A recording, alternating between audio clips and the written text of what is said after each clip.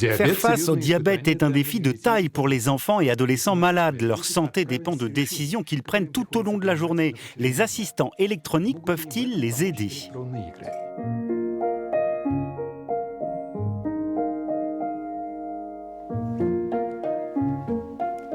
Dans cette famille qui habite près d'Amsterdam, la fille de 11 ans, Tatoum, et le fils de 13 ans, Arjan, sont atteints de diabète de type 1.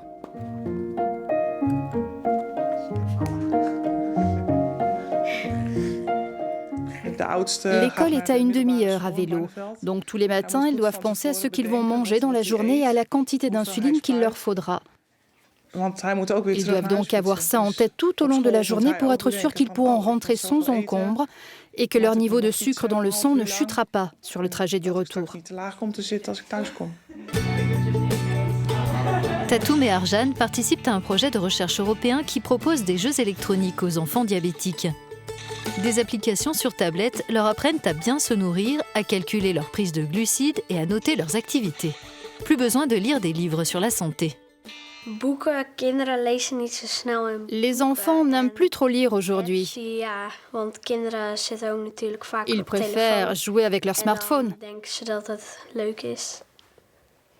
Oui, les livres, c'est un peu ennuyeux.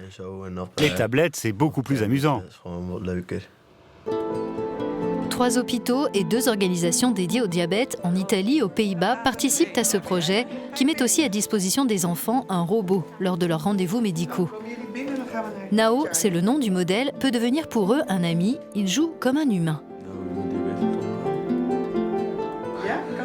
Il y a une tendance actuelle à humaniser les robots et ça nous permet de mieux créer le lien entre les enfants et le robot. Cela augmente leur implication. Les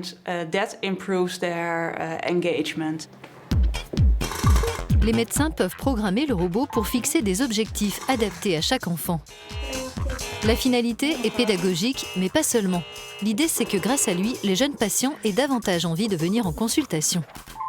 Les enfants l'adorent. En général, ils n'aiment pas venir à l'hôpital, ils préfèrent jouer avec leurs copains. Mais grâce au robot, ils veulent venir, ils font des selfies avec lui et ils montrent à leurs amis que le diabète n'est pas qu'un fardeau à porter. Le robot ne formule aucune prescription médicale, il aide l'enfant à mieux comprendre ses symptômes. Dans cet exercice, le patient doit décider ce qu'il va faire dans certaines situations, comme ce qu'il va manger à un goûter d'anniversaire. Il est censé choisir l'option la plus saine. Puis les rôles s'inversent, c'est au robot de trouver la bonne réponse. Pour ce projet, nous avions besoin d'un robot capable de reconnaître les émotions de l'enfant, de formuler une phrase, de sélectionner des questions. Nous avons dû créer tout ça. Et les illustrations sur la tablette que nous avons développées sont aussi très importantes.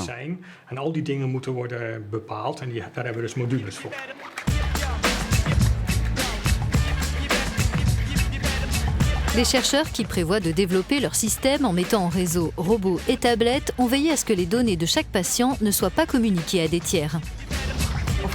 Bien sûr, une très forte hypo ou hyperglycémie doit être communiquée aux parents, mais l'enfant doit pouvoir contrôler les informations qu'il veut partager.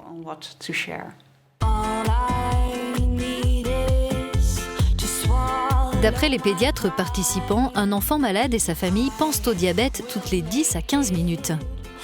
Raison de plus pour qu'ils se changent les idées.